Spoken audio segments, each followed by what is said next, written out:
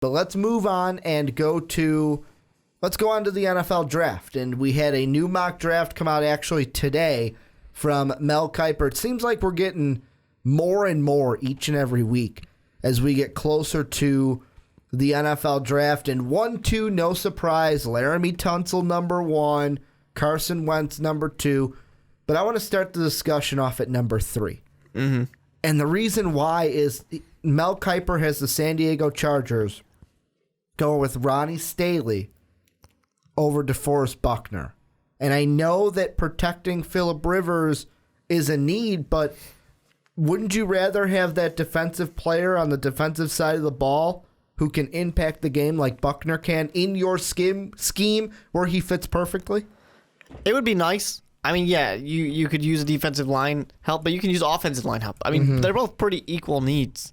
This is a situation where I think San Diego Chargers are just going to have to go BPA because they're probably going to be in this situation of both these needs are available. Which one do we rank a little higher?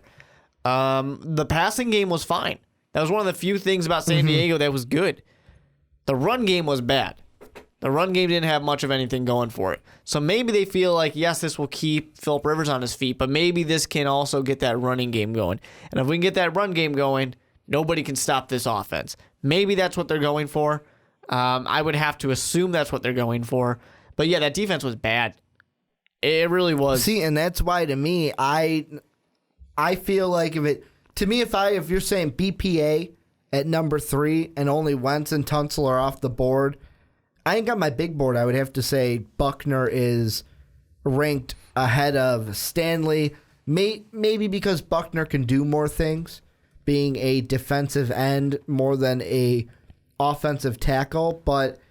And the big thing is free agency. What is going to happen in free agency? I don't see the Chargers signing any big name pass rusher or a big name tackle. So the way I see it is when we get to draft night and this pick rolls around, what do you think is best? What's BPA for you? Yeah. I'm going to DeForest Buckner because I want that guy on the defensive side of the ball who can get after Brock the Cock, who can get after an Alex Smith, who can get after a Derek Carr. Yeah, I do like that. I like the guy who's going to stop somebody that defense needs a lot of help. And you're going to, you don't have to go against Peyton Manning anymore, but you do have, if you believe in Brock Osweiler, you do have Derek Carr, who's an up-and-comer. You've got some competition here. And then, of course, Alex Smith over there, who, some people like the guy, some people don't. You want to hit these guys. You got to because your team hasn't been doing it so far. DeForest Buckner is going to let you do that. He's a freak of an athlete. His, his body is just an anomaly at the position. He's a good player to get. If I'm number 3 and those are my options, I'm probably going to agree with you, Ricky. Probably going to go with Buckner on this one. Well, and another reason why, and I just had to look up if I'm taking second round into a little bit of consideration for it, another reason why I would take Buckner is the Chargers have the 35th pick, which would be the 4th overall pick in the second round. And the 3 teams ahead of them, the Browns. The Browns are probably not going to go offensive line after taking Carson Wentz. The Titans, they wouldn't need to take an offensive lineman because if this draft held up, they would have taken one at number 1. And Dallas, what's one of the things that we always say is so strong with Dallas? Their offensive line. Because they drafted offensive linemen for like 5 years. So they don't need to draft one this year. So what you can do is take Buckner there at the 3rd overall pick, and then maybe 35 if there's Jason Spriggs if he's around, or a Jermaine Ifedi, just somebody there that you can take an offensive tackle in the second round. Yeah, but let's assume that they are going to go and get DeForest Buckner. That I think that case, or DeForest Buckner's just off the board by the time this next pick comes around. I definitely agree with the New York Giants going for defensive end, Shaq Lawson. I think it's a good move. Until what just happened now? JPP. It's a great move when you don't have him, but you bring him back, which is strange to me. I don't really get bringing back JPP when you can do this. You can probably get if DeForest Buckner falls, if Joey Bosa falls, if Shaq Lawson is there. There are 3 great defensive ends. And JPP, I don't know if he's going to be all the way there. I'm going to be honest. I'm going to give you guys a little... And you only got a 1-year deal out of him, too. If you're listening to this before checking out my 3.0 mock draft, I'm going to give you a little sneak peek. Not going to tell you exactly where he went, but I had Joey Bosa fall out of the top 10 this week. And I know you're probably hearing that going, you know what, Ricky? I don't hold you accountable for that. I'm not going to check it out. But hear me out. The 40 time to me is huge. And most teams see that and go, okay, I'm not going to draft him. Now, obviously, Joey Bosa, if he's around for the Ravens may take him. The Niners may take him if he's there. The Dolphins, the Buccaneers. The Giants, to me, are the perfect team that need a defensive end. And the way I see the JPP signing is it gives them a little bit of wiggle room right now. It's only a 1-year contract. So the way I see it happening is this is them saying, okay, we've got a pass rusher for this year. Now let's come up with we're going to hit the offices, hit the draft boards. Who do we want? Do we want Ezekiel Elliott, or do we want whatever defensive end, whatever pass rusher is number one on the board at the time? That's what we need to decide from now until the draft. I guess. I just don't think that they're going to be in this good of a position to get one of the best defensive ends available. And, they had some of the best defensive ends when they won a Super Bowl. Those guys aren't either there. They're either not there anymore or they're just not in that same type of physical shape anymore. So to pass up on a guy like JPP, to pass up on Shaq Lawson for JPP for a 1-year deal, a guy you're not going to have anymore pretty soon, I don't quite agree with it. I really don't. Well, and I mean, another thing that you got to take into consideration is I'm looking down the mock draft, and the next defensive end that we get to is Noah Spence. Yeah, sure. And that's all the way at 24. But that's number 10 New York Giants wouldn't know that. No, I know. Yeah. And the way I'm seeing it is if we don't go defensive end here at 10, there may not be a guy when we pick our next pick that's worth taking. I mean, Emmanuel Agba is he's also a defensive end, but he can also play outside linebacker, but he's late 20s. So to me, I kind of agree with you. I would take Shaq Lawson, although I feel like the JPP move could be enough to say, okay, that's our stopgap for the year, just in case they fall in love with Zeke and say we need a running back. Because the last mock draft we looked at I want to say, what was it, a week ago, 2 weeks ago, when we looked at Todd McShay's 3.0, the thing he had is he had Zeke going right here to the New York Giants. Well, Mel Kiper has Zeke going to New York as well, except Mel Kiper has him wearing green instead of blue. Yes. He has him going to 20 to the Jets. Which, you're thinking Chris Ivory's gone. You're not sure about Ryan Fitzpatrick. You would like him to still be there because then he can be basically what he was, kind of a game manager type of quarterback with a stronger run game. That's a pretty good threat, especially when you got a guy like Brandon Marshall. That's pretty nice. I don't disagree with the New York Jets taking Ezekiel Elliott if he's there. I think it's definitely a pretty good move. Mm-hmm. You know how I feel about, taking running backs early. I'm not a big fan of it. But this is a situation where I think it's pretty good. Do I think that he is there? Quite a few teams that could possibly take him, especially now. We know the Philadelphia Eagles, they might need a running back. So there are teams that could take him. I don't know. I don't know if he goes that early, but the New York Jets, if he's there, I can see it. Which is funny that you say that. The part that I'm saying is that you don't like running backs who go too early. Because if I'd compared you and me to both Todd McShay and Mel Kiper also a guy when a running back goes in the first round. I don't like that. I don't like a running back going in the first round. Because there are plenty of good running backs available. And they're not there for that long. They're not productive long enough to be worth that first-round pick. I kind of feel like Zeke, though, Zeke's going to be in the first round. He's going to be a first round. Yeah. And I could see either New York team taking him because let's say the Giants go defensive end, because to me it's either defensive end or Zeke. If you fall in love with Zeke, take him. If not, take the best defensive end that's on the board. But after you get past the Giants, and this is for Zeke, the Bears have Langford, so they're not going to draft a running back. The Ingram is in New Orleans. The Eagles, they have Ryan Matthews. I know they just traded DeMarco, but they have Ryan Matthews, so they don't need him. I don't know about that. The Raiders could be a dark horse because they do have Latavius Murray, but will they say, hey, you know what? Zeke has fell this far. He's a little bit better than Murray. Let's go ahead and take him. I don't see Oakland taking him. The Rams have Todd Gurley. They're set Rookie of the Year. Detroit has a ton of needs. But they could say, and it depends on what they think of Amir Abdullah. They took Amir Abdullah last year in the draft. 16 could be a spot for Zeke. The Falcons won't. They've got Freeman already there. The Colts might. It's the Colts, and then it's the Jets. So Lions, Colts, and Jets are the three between New York to New York that could take And the Zeke. Jets know he's not gonna be there if they don't take him. He's not going to be there in the second round.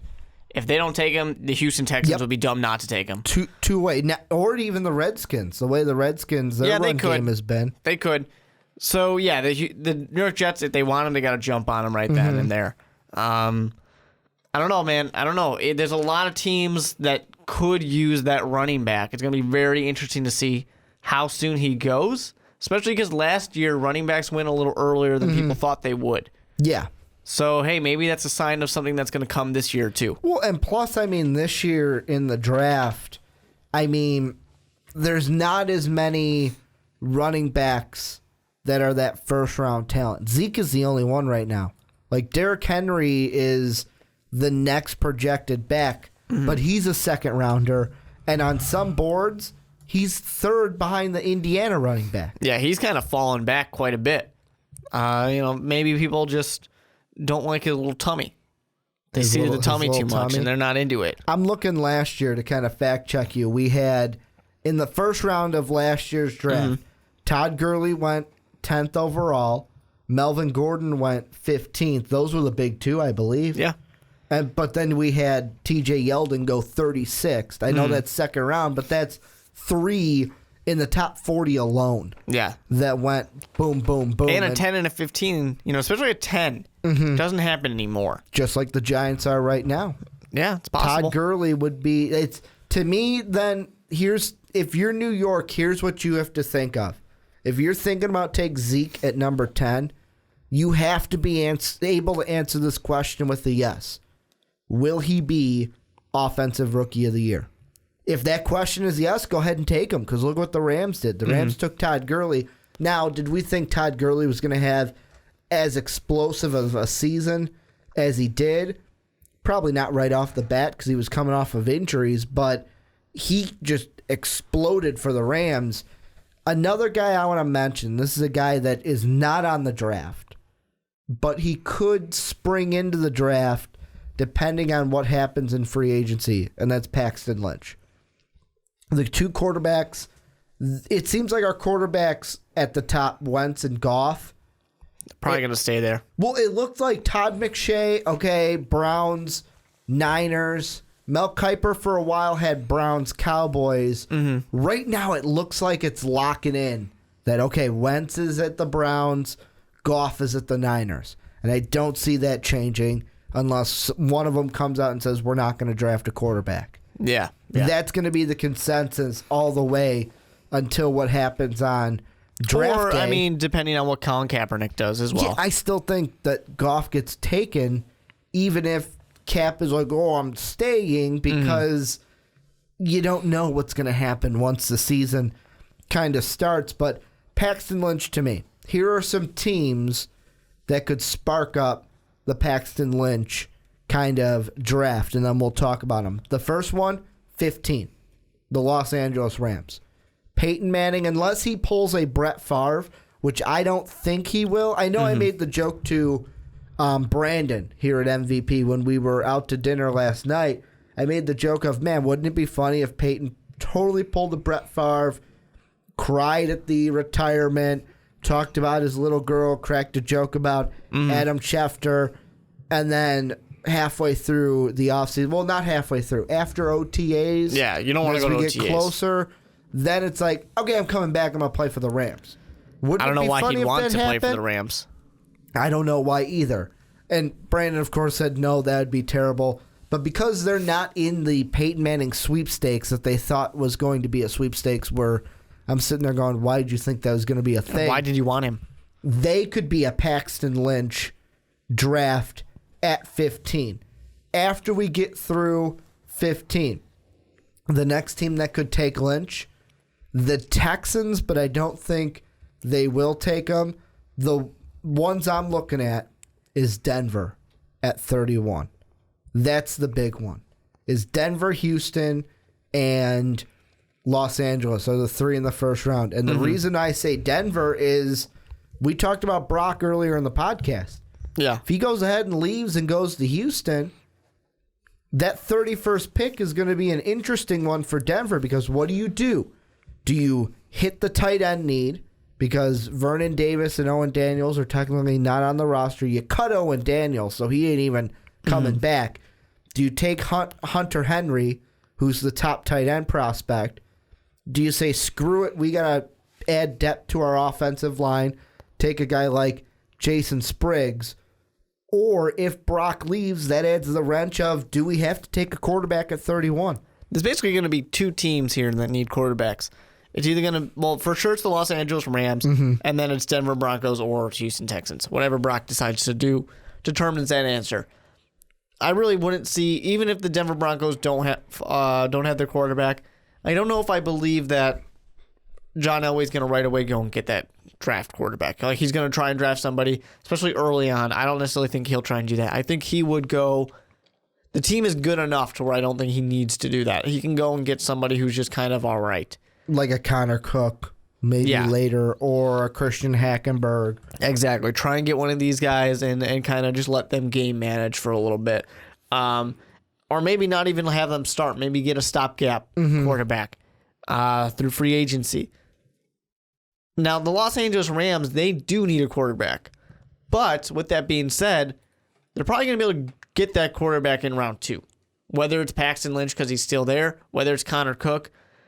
I don't see the huge need for them to do it at 15 because the guys who are there at 15 are probably going to be there in the second round as well. Yeah. So I don't see the huge need for them to do it. Those top 2 guys are pretty much the only guys where you would say, yeah, we got to do it. Because let's just say only one of these guys was drafted and Goff is still there, then there's no way they could pass up at 15 because they're not going to get him in the second round. He's not going to, get past a team like the Houston Texans. He's not going to get past if the Broncos need a quarterback. That's just not going to happen. Or some of these other teams might just try and stash him. A team like the Chiefs might go, Alex Smith isn't that old, but he's a little older. Let's grab this guy and just let him sit for a while. The same thing with the Pittsburgh Steelers. They might say, hey, Big Ben, eventually we got to see what's going to happen after Big Ben. Let's stash this guy right now. Because at 25, why not? Our team is good enough. We can do that. And right now I'm looking at the second round order, and the Rams are actually in a good position to actually take a quarterback in the second round. Because here are the teams above them. They've got 43 and 45. Here's the teams above them in the second round. Browns don't need a quarterback if they take Carson Wentz at number 2. The Titans don't. They have Mariota. Cowboys could at 34, but I don't think they will. They'll try to find the replacement. And if they don't take Goff, they'll find the replacement in free agency. I don't see them taking a quarterback. Well, the Cowboys don't need a replacement. Well, they would just need a backup. They want to stash somebody. They can stash someone for us, see if we can develop them. The Chargers at 35 won't take a quarterback. Ravens at Flacco. 49ers will even have Kaepernick, or if they take Goff in the first round. Jacksonville has Bortles. Buccaneers have famous Jameis. The G-Men have equal Manning. The Bears would be interesting at 41. Could try and stash somebody for a couple of years. Would they take a Connor Cook or a Christian Hackenberg at 41 to stash behind Jay Cutler? Because Jay Cutler isn't the most, I'm going to say, isn't the most popular decision at quarterback for the Bears. Right now, That's the way I'm I gonna think. Right say now, I think he's people are okay with him at the moment because of last year. But you he's know older. you're never going to win a Super Bowl with Jay Cutler. Well, not with the team we got right now. Yeah. He's got about 2 years to do it, and this is a longer process than 2 years. And then the team ahead of them at 42, the Miami Dolphins, they have Ryan Tannehill. So they could take a quarterback at 43. Yeah. Or they can say, you know what, let's wait, because the team in between their 2 picks at 43 and 45 are the Raiders, and they got Derek Carr. Yeah, exactly. So, it's going to be interesting to see if Paxton Lynch falls, because if Paxton Lynch is not taken in the first round, which wouldn't be a huge surprise, it'll be interesting to see what the Chicago Bears do, because they might want to grab him, and the Rams might. Well, I think Paxton Lynch at 41 would be almost a steal. I would say so. Almost. Yeah. I think Paxton Lynch, if he got taken between 20 and 31 in the first round, I'd be like, okay, cool. Yeah. That's like the most you're going to get out of a Paxton Lynch right now. Because early on, I loved Paxton Lynch. Yeah. Then I started watching the film of Wentz and Goff, and I was like, okay, he's the third quarterback. And I really like this Wentz guy. I really like him. You like those guys that come out of no-name schools. Well, not just that. He reminds me of... At first, I was like, before I was really into the film on Wentz, I was like, he's just like the Red Rocket. He's just like the Red Rocket. Like him. He looks like the Red Rocket. I think the only difference between the like grades on ESPN was that either he or Dalton have a better arm coming out of college.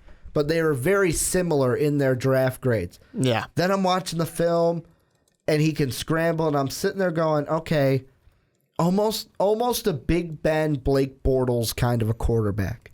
That's what I see from Carson Wentz. And hey, who came out of a no-name school? Miami of Ohio, Big Ben. That's right. So, I mean, it's possible to do things. Paxton Lynch, though, will most likely be a second-round quarterback. And Houston, they've got a few more teams in the second round ahead of them. The only thing that is a little weary is right before them in the second round is New York. And depending on what happens with Fitzpatrick, if New York doesn't take quarterback in the first round, they could say, fuck it. And that one. changes a lot of things, too, because if Fitzpatrick decides that he's going to go back to the Houston Texans, won't happen. But let's say he decides he is going to go back. Well, I'm saying he doesn't go to either of them. Or Brock Osweiler ends up in Houston, and then Fitzmagic ends up in Denver. A lot of things can change for the quarterback situation. Maybe he goes to Los Angeles. A lot of things can change for that, which would greatly affect things. Let's say that Fitzmagic does go to Los Angeles in free agency. Somehow that ends up happening. I don't think that the New York Jets are going to be in a great... I don't think the Jets are going to take him or take Paxton Lynch in the first round. I don't see that happening. So, with that being said, that opens up, a lot of opportunities, because then none of the teams basically before the Los Angeles Rams are going to take anybody.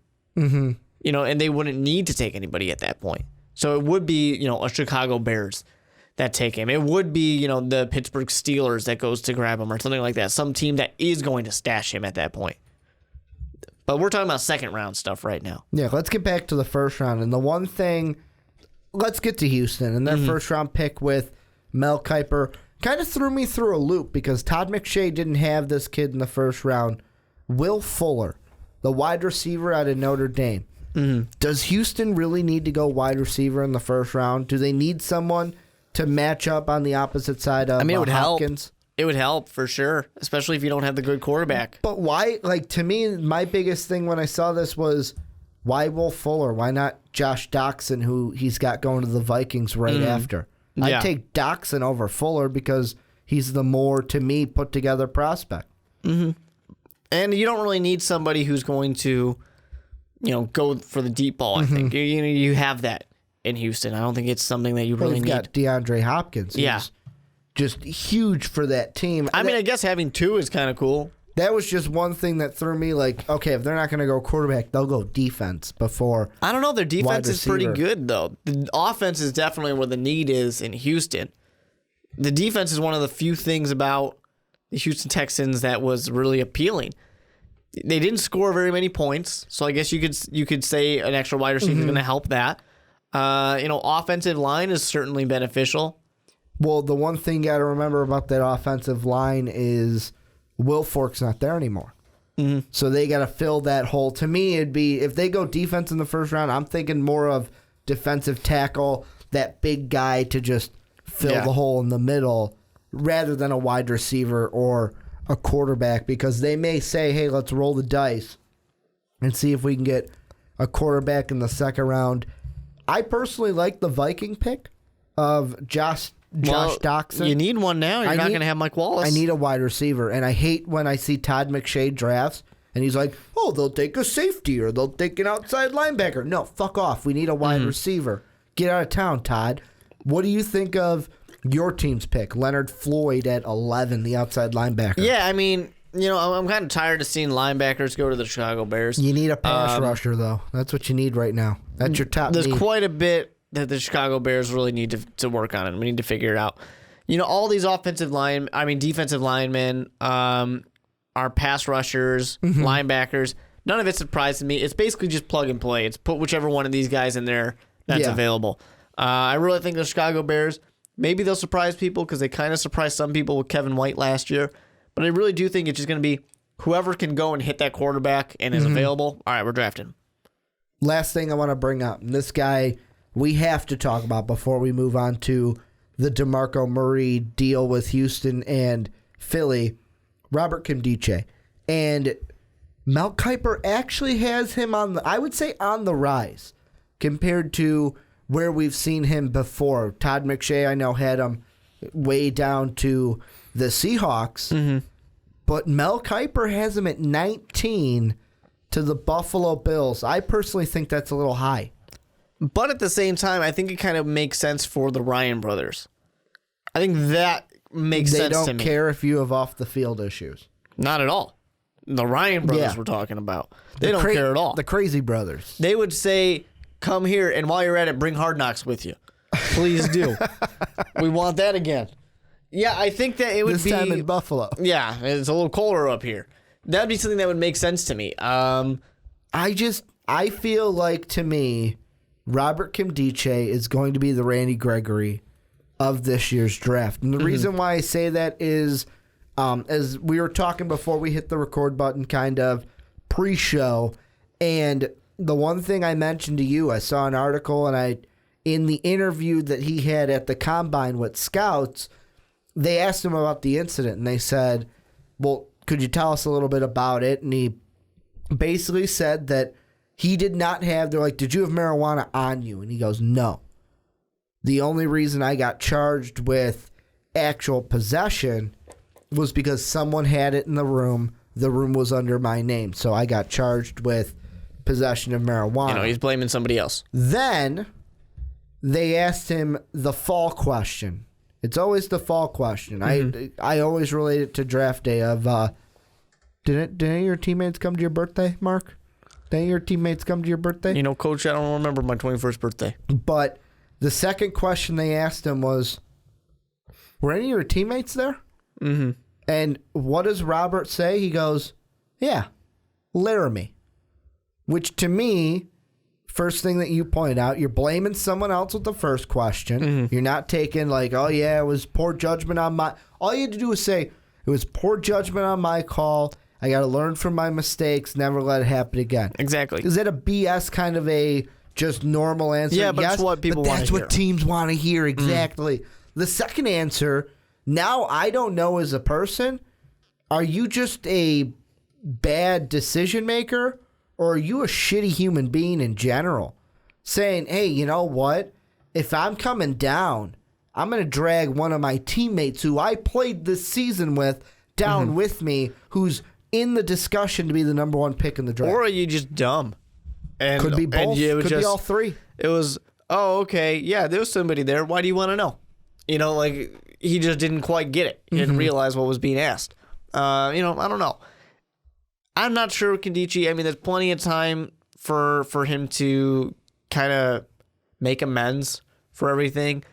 And it makes perfect sense to me that Rex Ryan, a guy who knows defense, a guy who's all about defense, is going to go get a defensive guy. A guy who basically, talent-wise and What he brings to the table should be higher, but just the off the field issues are bringing him lower. Rex Ryan only needs 1 year. He only needs 1 year out of you because that's all he's got, essentially, to get to the playoffs. So maybe this will do it. Well, and I mean, the last thing I'll kind of say about it is just overall, I feel like there's 2 guys that are going to fall in this draft. One of them for off the field issues, one of them for injury issues. Robert Nkemdiche, there've already been scouts that have said, yeah, we took him off the list. Took him off. We're not even going to look at him. He's going to be a second-round prospect, I believe. The other one, and I feel sorry for him because he got an injury at the wrong time, and notice his name's not even on this mock draft we're looking at, Mark. Jalen Smith from Notre Dame looked at the combine. They looked medically at his knees. Something didn't check out. Immediately, teams were like, boom, off our radar. We're not even scouting you anymore. Yeah. Although, I mean, that would be something that could possibly become a steal later on for teams. Maybe if like a Marcus Lattimore would take him in the 4th, 5th round. I mean, I even think it'll be earlier than that. But yeah, I mean, that could be something that would be good. Might be beneficial for some teams later on if you have the ability to wait a year or two.